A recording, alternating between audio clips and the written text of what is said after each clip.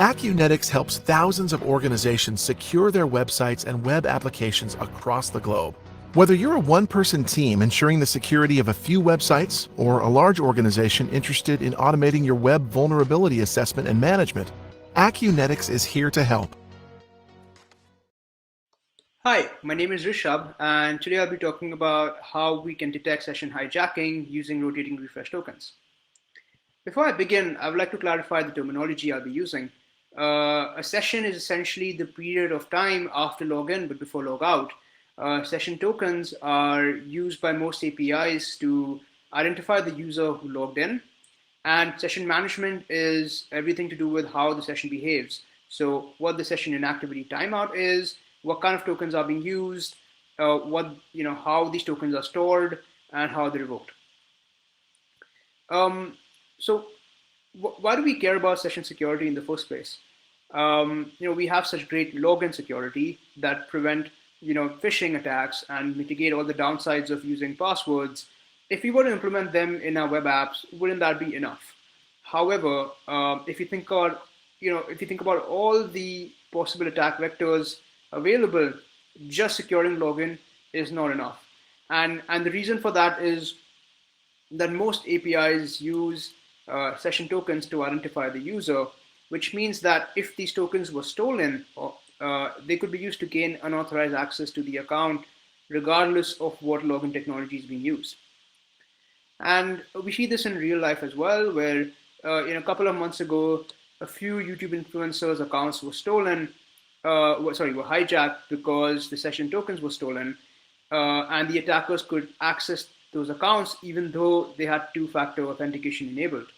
The way the attackers got access to the tokens was through social engineering. They essentially got the influencers to install a malware on their computer, and the malware then took the session tokens of YouTube and sent them off to the attacker. The attacker then had to just paste those cookies in the browser, and they could access the influencers' accounts. Malware is not the only way that that can be used to steal sessions, as seen on the slide. Some of these ways are simpler to solve than others. So, for example, all the ones in green can be solved through following best practices for session management. However, the ones in red can only be solved by detecting session hijacking. So, how do people currently detect session hijacking? There are essentially two ways of doing that. One is to bind the IP address to the session. So if the IP address were to change during a session, the IP address of the request, that is essentially assumed as session hijacking, and the session is revoked. While this would prevent most session hijacking attempts, this leads to a terrible user experience in case the users travel around the city or use a VPN. The other method is device fingerprinting. We essentially bind the session to a particular device fingerprint that is unique to that device and that browser. And if this fingerprint changes, we revoke the session. The problem with this is that if the attacker uses the front end to steal sessions, they can also compute the device fingerprint at that time and essentially send that off to themselves, which would enable them to use that for session hijacking. So what can we do better? Like, how can we improve the system?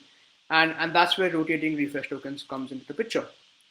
Before I describe how that works, this is also being recommended by one of the latest OAuth RFCs that says that for browser-based apps, we must use rotating refresh tokens since it detects session hijacking.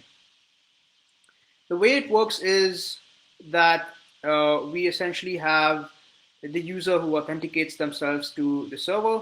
The server returns an access and a refresh token. The access token is short-lived. The refresh token is long-lived. And the access token is used for every API call. Because the access token is short-lived, it's going to expire, at which point the API calls will fail. Then we can use the refresh token to get a new set of tokens and continue the session using the new access token. At some point, both the access token and the refresh token will expire, after which the user has to log in again. Now, the crucial part in this flow is that when we use the refresh token, we get back a new access token and a new refresh token. And this is why we essentially use the word rotating refresh tokens. They're essentially one-time use only. And this creates a dynamic that allows us to detect session theft. And let me illustrate that to you. So we have three parties here: the user's browser, the attacker's browser, and the API. The user has their refresh and access token, and they can use the access token to call the API successfully. Let's assume that the attacker has also got the user's refresh token and access token, R0, A0, and they can also use the access token to form session hijacking. But before the access token is short-lived, which means that it's going to expire soon, or hopefully it has already expired. At that point in time, the user will be forced to use their refresh token. And when they do so, what's going to happen is that the user will get back a new refresh token, a new access token, as we saw earlier as well, and their old refresh token will be revoked. So in this case, we use R0, get back R1, A1, and R0 is revoked. Now, because A0 is expired, the attacker will also have to use R0, and that's a very clear sign to the backend that something is wrong, because R0 should have never been used after R1 has already been issued. And therefore, the backend can revoke the entire session. Now, this makes sense, but there are a few problems with this. The first one being that in step 2, the attacker can use A0 to successfully do session hijacking, and that's a problem. The way we can solve this, first and foremost, is to make sure that the access token lifetimes are very small, and we can also combine rotating refresh tokens with IP address binding. What we do is essentially we bind the IP address to the access token, and when the attacker would use the access token, we would mostly from a different location, we could check that the IP address has changed, and therefore instead of waiting for A0 to expire naturally, we essentially revoke A0 immediately. This would force the users to use their refresh tokens, and session hijacking would be detected.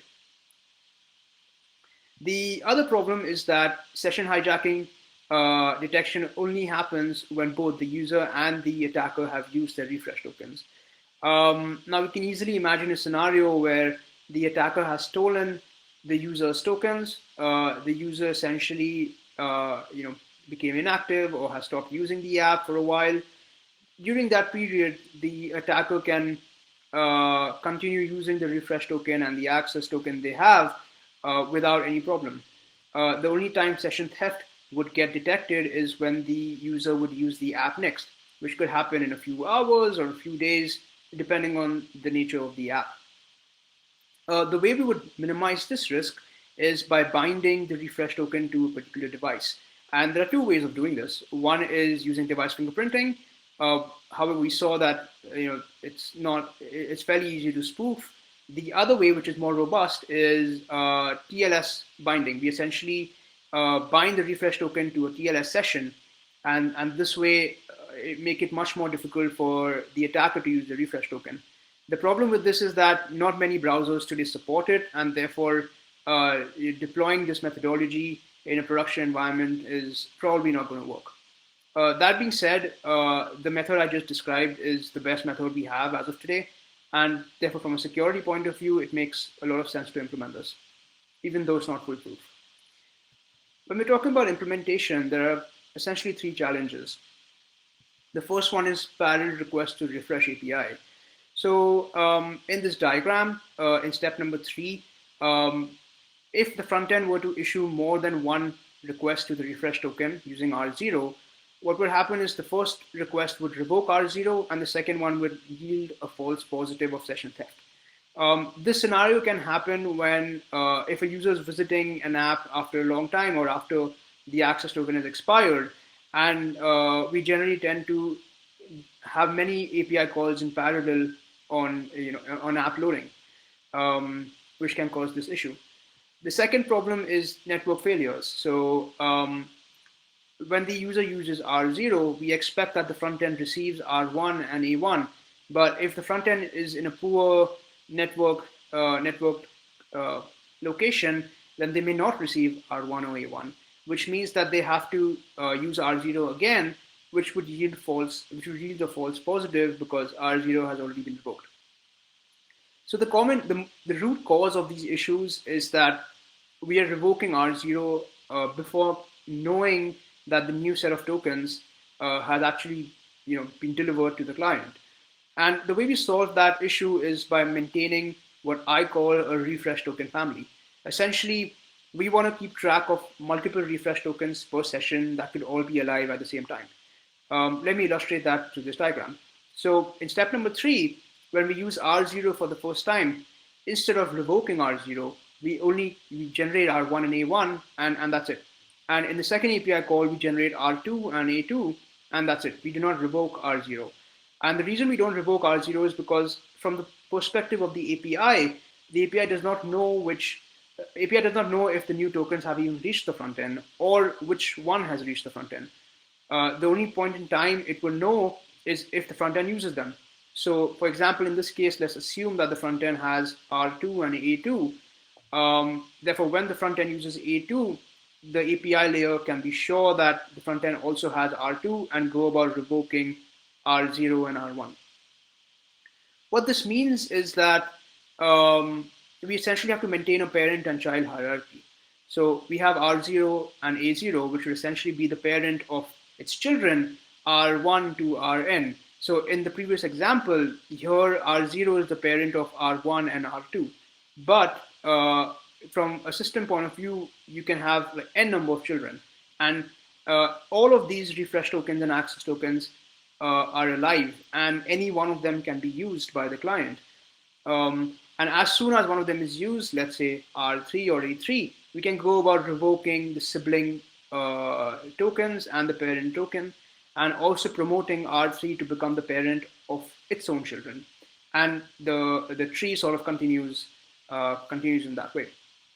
Now, implementing a data structure like this in a scaled and distributed system can be a challenge, but there are solutions out there for it, which I'll be happy to go into if anyone is interested.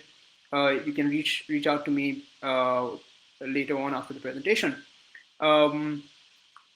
So what are the overall business benefits of having this kind of session?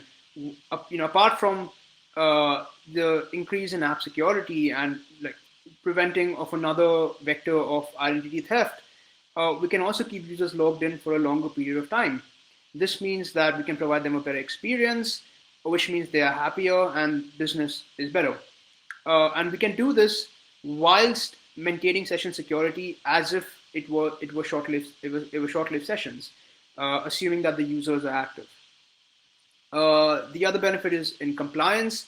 So if I were to implement the system I described, you would essentially be checking all the boxes and all the compliances today, as well as if there are any changes in the future, because compliance is always a little bit behind the RFCs, and we are already compliant with the RFCs. The final business benefit is improvement in API performance. So because we have two sets of tokens, the access and the refresh token, and the access token is short-lived, we can essentially use a JWT as an access token and have sub-millisecond session verification latency. And we can do that without any of the risks of a JWT. Thank you for your time. I hope this presentation was useful. And feel free to reach out to me on my email or Twitter for any questions that you may have about the presentation. Thank you.